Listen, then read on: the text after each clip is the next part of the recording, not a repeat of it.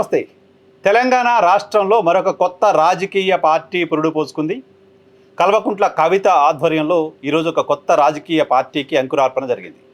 తెలంగాణ జాగృతి అధ్యక్షురాలుగా ఉన్న కవిత సొంత పార్టీని ఏర్పాటు చేశారు, తెలంగాణ రాష్ట్ర సేన పేరుతో. గతంలో తెలంగాణ రాష్ట్ర సమితిగా ఉన్న టీఆర్ఎస్ పార్టీ ఆ తర్వాత భారత రాష్ట్ర సమితిగా మారి బీఆర్ఎస్గా మారిపోయిన తర్వాత టీఆర్ఎస్ అనే పేరుని టార్గెట్ చేసి పార్టీకి పేరు పెట్టుకున్నట్టు కనిపించింది. దానిలో భాగంగా తెలంగాణ రాష్ట్ర సేనగా ఆమె పార్టీకి నామకరణం చేశారు. కొద్ది రోజుల క్రితం బీఆర్ఎస్ పార్టీ ఆమెను పార్టీ నుంచి సస్పెండ్ చేసింది. పార్టీ నుంచి ఆమెను సస్పెండ్ చేసిన తర్వాత ఆమె రాష్ట్రంలోని అనేక ఇష్యూస్ పైన అక్కడ ప్రజలకు సంబంధించిన సమస్యలు వచ్చినప్పుడు అక్కడికి వెళ్ళి వాళ్ళని అడ్రస్ చేస్తూ ప్రభుత్వానికి వ్యతిరేకంగా ధర్నాలు దీక్షలు చేస్తూ హడావుడి చేస్తూ వచ్చారు. సో పార్టీ పెడతాననే ప్రకటన గతంలోనే చేశారు. ఎట్టకేలకు ఈరోజు పార్టీని ప్రకటించారు. సో ఈరోజు పార్టీ ప్రకటన సందర్భంగా ఆమె మాట్లాడిన మాటలు, ఆ పార్టీ భవిష్యత్తు, వీటి గురించి మాట్లాడుకోవడానికంటే ముందు కవితకి ఆల్ ది బెస్ట్ చెప్దాం. తెలంగాణ రాష్ట్రం సాకారం అయిన తర్వాత ఏర్పడ్డ ఒక పొలిటికల్ పార్టీగా, ఒక మహిళ ఆధ్వర్యంలో వస్తున్న పొలిటికల్ పార్టీగా ఆ పార్టీ సక్సెస్ కావాలని కోరుకుందాం. మరిన్ని రాజకీయ పార్టీలు ఉండడం ప్రజాస్వామ్యానికి మంచిది. ఎక్కువ రాజకీయ పార్టీలుంటే ప్రజలకు బార్గెనింగ్ కెపాసిటీ ఉంటుంది. ప్రజలకు సంబంధించిన అంశాలపైన పోరాటం చేయడానికి పార్టీలు పోటీ పడే పరిస్థితి ఉంటుంది. కొత్తగా రాజకీయాల్లోకి రావాలనుకున్న వాళ్ళకు కూడా అవకాశాలు పెరుగుతాయి. కాబట్టి కవిత రాజకీయ పార్టీని ఏర్పాటు చేయడాన్ని స్వాగతిద్దాం.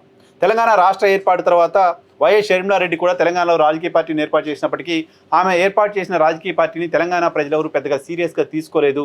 ఆమె పార్టీ ఏర్పాటు తర్వాత తాను ఈ ప్రాంతానికి సంబంధించిన వ్యక్తిని నేను చెప్పుకోవడం కోసమే కష్టపడ్డారు. 3000 కిలోమీటర్లకు పైగా తెలంగాణలో పాదయాత్ర చేసినప్పటికీ ఆమెను ఎవరు ఇక్కడ పెద్దగా తెలంగాణకు సంబంధించిన నాయకురాలుగా తెలంగాణ ప్రయోజనాల కోసం పార్టీ పెట్టారని భావించలేదు. ఆ తర్వాత ఆమె ఆంధ్రప్రదేశ్ రాష్ట్రానికి వెళ్ళిపోయారు.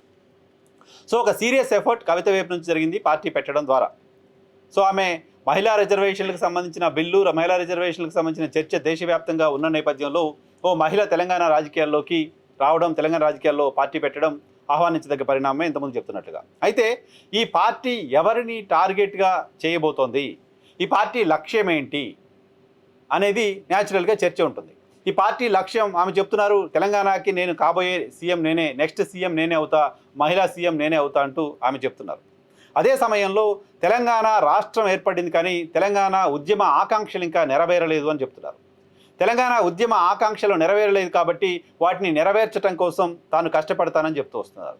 ఇప్పటివరకు తెలంగాణలో తెలంగాణ ఉద్యమం సందర్భంగా తెలంగాణ జాగృతి పేరుతో ఆమె ఉద్యమంలో పార్టిసిపేట్ చేసిన సందర్భంగా కావచ్చు, ఆ తర్వాత 10 ఏళ్ల సమయంలో ఆమె ఎంపీగా ఉన్న, ఎమ్మెల్సీగా ఉన్న, తెలంగాణలో బీఆర్ఎస్ పార్టీ సర్కార్ ఉన్న సమయంలో కావచ్చు, కల్వకుంట్ల కవితని పార్టీకి సంబంధించిన నాయకులైనా ఆమె అభిమానులైనా అక్క అక్క అంటూ పిలుస్తూ వచ్చేవాళ్ళు. సో ఆమె ఈరోజు భావోద్వేగంగా చెప్పిన మాట, ఇకపైన 3 కోట్ల మంది తెలంగాణ ప్రజలకు నేను ఒక అమ్మగా ఉండాలనుకుంటున్నాను అని. సో అక్క నుంచి అమ్మగా మారబోతున్నాననే ప్రకటన ఆమె ఈరోజు చేశారు. ఈ చేసిన సందర్భంగా తెలంగాణలో 2.5 ఏళ్లుగా కాంగ్రెస్ పార్టీ చేసిన తప్పేంటి, 12 ఏళ్లుగా కేంద్ర ప్రభుత్వం భారతీయ జనతా పార్టీ తెలంగాణకు చేసిన నష్టమేంటి, 10 ఏళ్లు పాలించిన బీఆర్ఎస్ పార్టీ తెలంగాణకు చేసిన నష్టమేంటి, ఈ 3 పార్టీలు చేసిన నష్టం కారణంగా తెలంగాణ ఇబ్బంది పడుతోంది, తెలంగాణ ఆకాంక్షలు నెరవేరలేదు, కాబట్టి నేను పార్టీ పెడుతున్నాను అనే మాట ఆమె దగ్గర నుంచి జనరల్గా ఎక్స్పెక్ట్ చేస్తాం. కానీ ఆమె మాట్లాడిన మాటల్లో ఎక్కువ టార్గెట్ బీఆర్ఎస్ పార్టీని చేసినట్టు కనిపించింది. బీఆర్ఎస్ టార్గెట్గా తాను ఒక కొత్త రాజకీయ పార్టీ పెడుతున్నాననే ఒక ఇండికేషను ఆమె స్పీచ్ని బట్టి చూస్తే అర్థమవుతోంది. అనాలి కాబట్టి ఒక 2 మాటలు భారతీయ జనతా పార్టీని, తిట్టాలి కాబట్టి ఒక 2 మాటలు రాష్ట్రంలో ముఖ్యమంత్రి రేవంత్ రెడ్డిని అని మిగతా అంతా బీఆర్ఎస్ పార్టీని ఉతికి ఆరేసే కార్యక్రమానికి శ్రీకారం చుట్టారు. బీఆర్ఎస్ పార్టీ అధినేత కేసీఆర్ను ఉద్దేశించి నేరుగా అటాక్ చేస్తూ వచ్చారామె. కేసీఆర్ అనే వ్యక్తి ఒక మరమనిషిగా మారిపోయారు అంటూ ఆరోపణ చేశారు. కేసీఆర్ పైన అటువంటి ఆరోపణలు ప్రతిపక్ష పార్టీలకు సంబంధించిన వాళ్ళు కూడా చేయడానికి ఆలోచిస్తారు. అలాంటిది సొంత కూతురు పార్టీ ప్రకటన సందర్భంగా కేసీఆర్ని ఒక మరమనిషితో పోల్చడం నిజంగా ఆశ్చర్యానికి గురి చేసింది. కేసీఆర్ ఒక మరమనిషిగా మారిపోయారు, పక్కన పందికొక్కుల్ని పెట్టుకున్నారు అంటున్నారు ఆమె.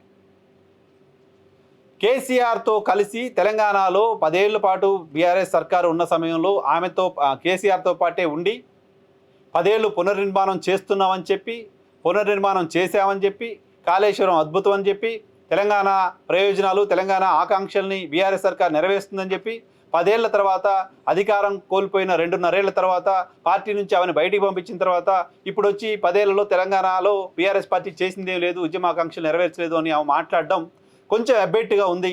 సో దాన్ని ఆమె ఎలా ఓవర్కమ్ అవుతారో చూడాలి. బీఆర్ఎస్ పార్టీని టార్గెట్ చేస్తూ బీఆర్ఎస్ పార్టీ లక్ష్యంగా ఆమె విమర్శలు చేస్తూ వచ్చారు. బీఆర్ఎస్ని రిప్లేస్ చేయడం కోసం నేను పార్టీ పెడుతున్నాననే ఒక ఇండికేషన్ని కవిత ఈరోజు ఇచ్చారు.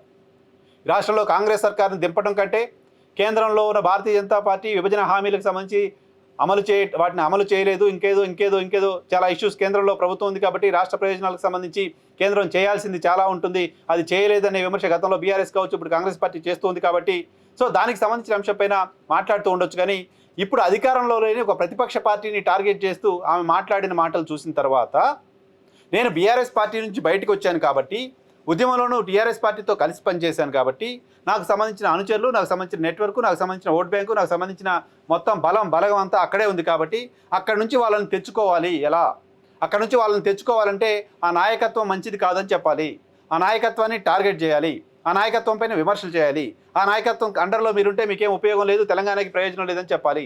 అలా చెప్పి ఆ పార్టీ నుంచి మద్దతుని, ఆ పార్టీ నుంచి క్యాడర్ని, ఆ పార్టీ నుంచి నాయకులను తెచ్చుకొని టీఆర్ఎస్గా తాను ఎమర్జ్ అవ్వాలి. ఇది కవితకు సంబంధించిన వ్యూహంగా కనిపించింది. సో చూడాలి, ఇంకా మొదటి రోజే కాబట్టి ఆమె ఏ దిశగా వెళ్తారు, ఏ రకంగా అడుగులు వేస్తారు, ఇవన్నీ కూడా చూడాల్సింది. అయితే ఆశ్చర్యం కలిగించేలా తెలంగాణలో చాలా రాజకీయ పార్టీలు, గతంలో నవ తెలంగాణ పార్టీ కావచ్చు, కోదండరాం తెలంగాణ జనసమితి కావచ్చు, షర్మిల పార్టీ కావచ్చు, ఇవన్నీ కూడా పార్టీల జెండాలో నీలం రంగు, ఇలా రకరకాల పాలపిట్ట రంగు ఇవి పెడుతూ వచ్చారు.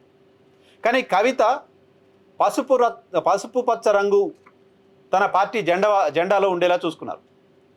తెలంగాణ ఉద్యమం అంతా పసుపు జెండాకు వ్యతిరేకంగానే జరిగిందని చెప్పుకోవచ్చు మనం. తెలుగుదేశం పార్టీ రూలింగ్లో ఉన్న సమయంలో ఈ రాష్ట్రంలో తెలంగాణ ఉద్యమం ఉధృతంగా ప్రారంభమైంది. ఆ తర్వాత కాంగ్రెస్ హయాంలో కూడా ఉద్యమం కొనసాగింది.